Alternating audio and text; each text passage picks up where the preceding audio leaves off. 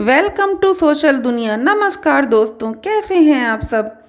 आज मैं आपको चैत्र नवरात्रि कब से शुरू है, कब समाप्त हैं, इस विषय की पूरी जानकारी दूंगी। साथ ही आपको यह भी बताऊंगी कि कौन से 9 काम इस नवरात्रि में नहीं करने चाहिए जिससे माता रानी रुष्ट हो जाती हैं।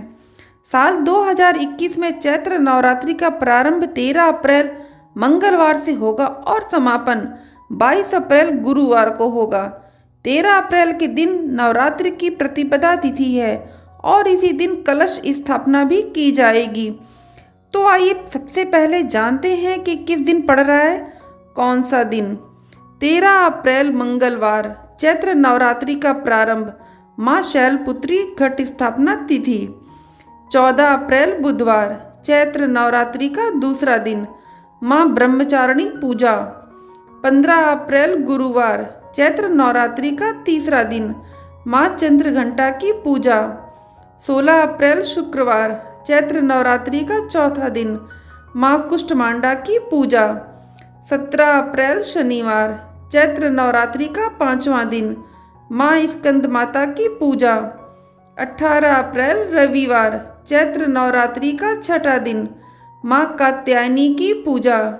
19 अप्रैल सोमवार चैत्र नवरात्रि का सातवां दिन, माँ कालरात्रि की पूजा। 20 अप्रैल मंगलवार चैत्र नवरात्रि का आठवां दिन, माँ गौरी की पूजा। माँ दुर्गा अष्टमी महाअष्टमी भी इसी दिन है। 21 अप्रैल बुधवार रामनवमी, भगवान राम का जन्म दिवस। 22 अप्रैल गुरुवार चैत्र नवरात्रि का पारण इसी दिन किया जाएगा। हिंदू धर्म में शक्ति की उपासना के पर्व नवरात्रि का अपना एक विशेष महत्व माना जाता है। नवरात्रि माता दुर्गा को समर्पित होता है। वैसे तो प्रत्येक वर्ष 4 बार नवरात्रि आती हैं, लेकिन इनमें से 2 नवरात्रि गुप्त नवरात्रि होती हैं जो माघ और आषाढ़ माघ में होती हैं। यही बाकी 2 नवरात्रि यानी चैत्र नवरात्रि और शरदी नवरात्रि का महत्व सबसे अधिक होता है। नवरात्रि पर देवी पूजन और 9 दिन तक व्रत का बहुत महत्व है। नवरात्रि में माँ को प्रसन्न करने के लिए भक्तजन व्रत व पूजा अनुष्ठान करते हैं। मान्यताओं के अनुसार नवरात्रि के 9 दिन माँ के 9 रूपों की पूजा अर्चना करने से माँ भक्तों की सभी मनोकामनाएं पूरी करती हैं और घर में खुश सुख समृद्धि बनी रहती है। बता दें कि नवरात्रि के 9 दिन तक व्रत रखने से लेकर कुछ धार्मिक मान्यताएं और जरूरी नियम भी हैं जिनका पालन किया जाना काफ़ी आवश्यक होता है।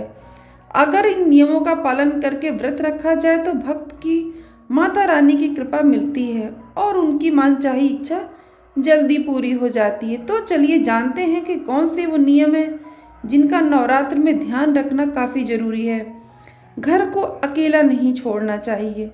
यदि आप अपने घर में कलश स्थापना करते हैं, नवरात्रि में आप माता की चौकी या अखंड ज्योति करते हैं, तो घर को खाली नहीं छोड़ना चाहिए, अर्थात घर में किसी न किसी का होना अनिवार्य है। साथ ही व्रत के 9 दिनों में सोना भी मना है। कन्याओं का दिल नहीं दुखाना चाहिए। भारतीय परंपराओं के अनुसार कन्याओं को माता दुर्गा का स्वरूप माना गया है। यही वजह है कि नवरात्रि के पावन दिनों में लोग कन्या पूजन व कंजका पूजन का पुण्य की प्राप्ति करते हैं। शास्त्रों में कहा गया है कि यत्र नार्यस्तु पूजयन्ति रमते तत्र देवता। किसी भी कन्या का अपमान होने पर माता दुर्गा रुष्ट हो जाती हैं। इसलिए भूल कर भी किसी कन्या या महिला के प्रति असम्मान का भाव न आने दें। कलह या वाद विवाद से दूर रहें। नवरात्रि के दिनों में कलह करने से बचना चाहिए, क्योंकि कलह आदि से देवी माँ रुष्ट हो सकती हैं। ऐसे में कोशिश करें कि हर प्रकार के वाद विवाद से दूर रहें।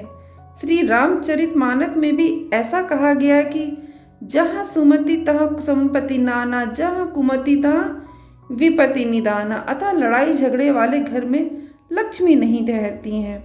ब्रह्मचर्य का पालन करना चाहिए।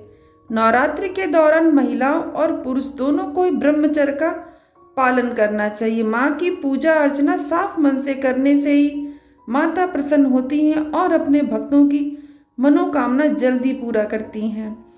भिक्षुओं को खाली हाथ ना भेजें। जिस प्रकार नवरात्र में घर और मन की शुद्धता और पवित्रता जरूरी है। ठीक उसी तरह यदि नवरात्र के 9 दिन आपके घर में कोई भिक्षुक आ जाए तो उसे खाली हाथ नहीं लौटाना चाहिए।